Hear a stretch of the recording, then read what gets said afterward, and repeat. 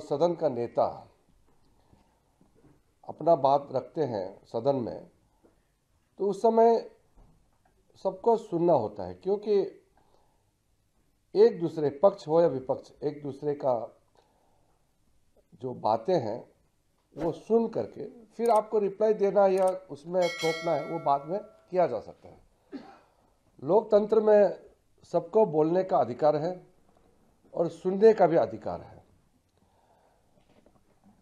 जब प्रधानमंत्री जी लोकसभा में बात रखने के लिए शुरू किया और उसी समय कांग्रेस और उनके कुछ साथियों ने जबरदस्त वहां हंगामा किया और पूरे प्रधानमंत्री जी का भाषण को व्यवधान किया, डिस्टर्ब किया। बहुत दुख की बात है, क्योंकि जब देश का प्रधानमंत्री बोलते हैं तो उसको बोलने का पूरा समय दिया जाता है, ये परंपरा रही है। बीच में अगर टोकना है या क्लैरिफिकेशन देना चाहते हैं तो ठीक है, थोड़ा थोड़ा पार्लियामेंट्री फंक्शनिंग में टोका टोकी जरूर होते हैं, लेकिन आप पूरा का पूरा 2 घंटे भाषण को आप हल्ला करके स्लोगन करके बोलने ही नहीं देंगे, ऐसा कभी भी नहीं हुआ। ये कांग्रेस पार्टी को सोचना होगा कि देश का प्रधानमंत्री किसी एक दल का नहीं होता है, वो पूरा देश का नेतृत्व करते हैं।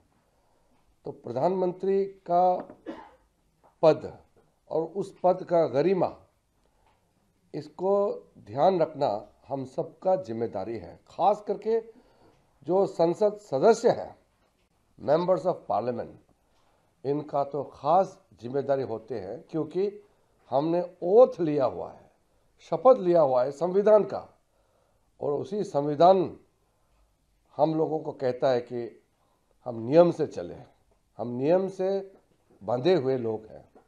Kiranji, one of the new challenges that you had this time is that there were many factually wrong statements that were made by the opposition, as you had claimed.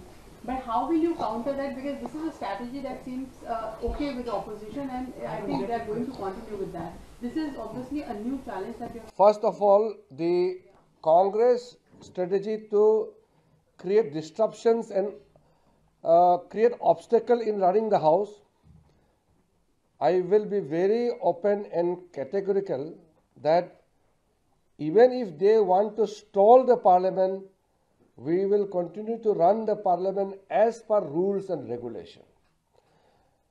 If they lie on the floor of the house, if they mislead the people or the honorable members, then we have mechanism in forms of rules and regulations. When the leader of opposition in the Lok Sabha kept on lying with regards to many things, including figures, facts, and issues, the notice has been put to the Honorable Speaker, and we have requested Honorable Speaker to take appropriate action. We are waiting for the action. This applies to everybody. No member is above the chair, above the rule. So nobody can expect to escape. There is no, a special privilege for anybody just because somebody comes from a privileged family. Everybody is equal and honorable member of the house.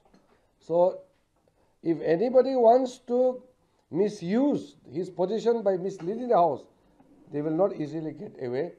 Rule will catch